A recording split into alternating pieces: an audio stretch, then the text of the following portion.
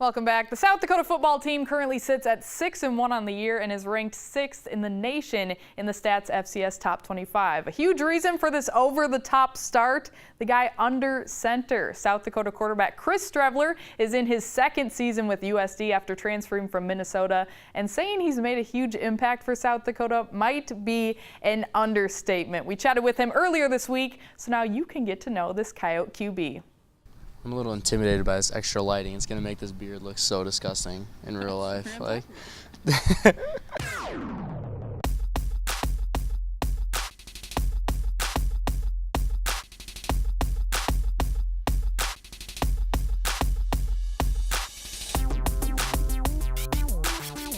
so after my redshirt sophomore season, I had kind of into that camp, I guess, going into the season. I was the backup quarterback, and I was just I knew I was going to be the backup, so I was kind of looking to get on the field at other positions, and so that's when I kind of started to transition to receiver and doing some tight end stuff and running back, fullback. I pretty much played everything, and so the season kind of went through, and Coach Claes had taken over at that point, and I kind of went in and just talked to him, and kind of was looking for what my role was going to be moving forward, and he said, you have one more semester to graduate, so why don't you just go through spring ball and see where you're at.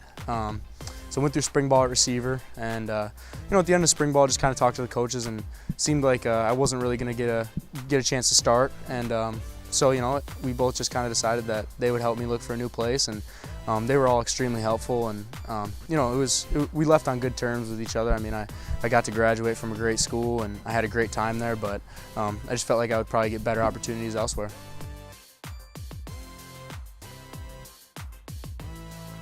My dad helped me a lot looking for places, so I went through every FBS school and FCS school that was losing a senior quarterback, and so that's kind of where I started in terms of potentially playing quarterback. And so I sent my transfer papers to them, I guess, if that's what you want to call it. And then there was also some schools that wanted me to play receiver, so I was just really open to listening to everybody. I talked to everywhere from D3 schools to big-time FBS schools, so I was just open to listening to what everyone had to say, and I felt like I was getting bigger opportunities at FBS schools to play receiver or be an athlete type player, but when I came to USD, the opportunity to get to play quarterback was just really exciting. It's my favorite position. I love everything about it, everything that goes into the preparation and the work, and just couldn't really pass up the opportunity.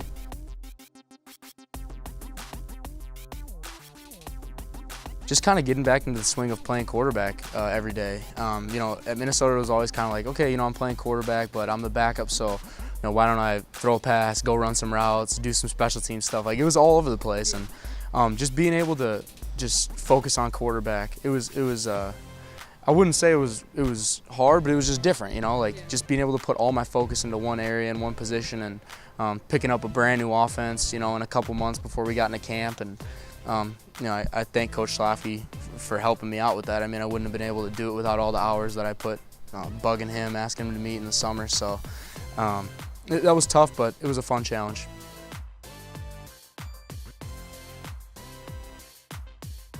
I don't pay a whole lot of attention to that stuff. I obviously see it on Twitter and all that stuff, but I knew that we were going to have an opportunity to have a good season. I just and when that type of stuff happens, I understand that when things are going good, a quarterback gets a lot of the credit, but when things are going bad, a quarterback gets a lot of the blame as well. And I'm willing to accept both those things, but it's a team game, so whenever a quarterback is getting recognition for stuff, there's offensive linemen blocking up front. I mean, you can't do anything if they're not blocking, and they've done a great job this season with so many young guys up there. And we've talked about it so many times in interviews, receivers making plays, running backs running hard, and so it's just whenever a quarterback's getting recognized, I almost look at it as a team thing. The fact that we're 6-1 and guys on the team are getting recognized for awards like that, I just think it shows that the country's taking notice of the change that we've been able to start to make here, and hopefully we can keep it going moving forward.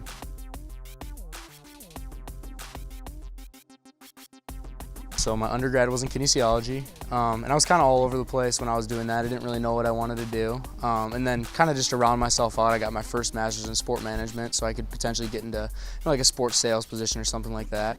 And then my second master's right now is in interdisciplinary studies, which is kind of just the general studies at grad school. And the good thing about that was I was just able to make it so flexible around my football schedule with my classes and take all my classes online and stuff, so I could really focus on football, and then on my off days and stuff fit in my schoolwork and get that all taken care of. So it's been really nice.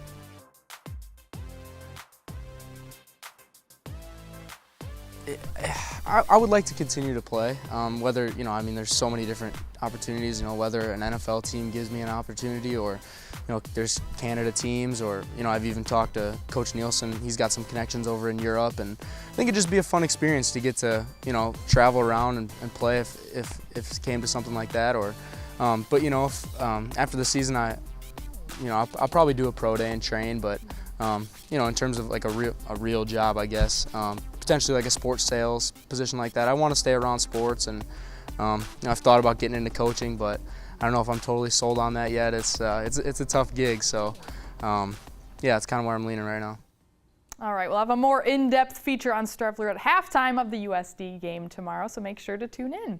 Next on the show, our videographers are battling all sorts of weather conditions with high school playoff football in the Dakotas. See where they were and what highlights you can expect tonight on Varsity Sports Live. Stay right here.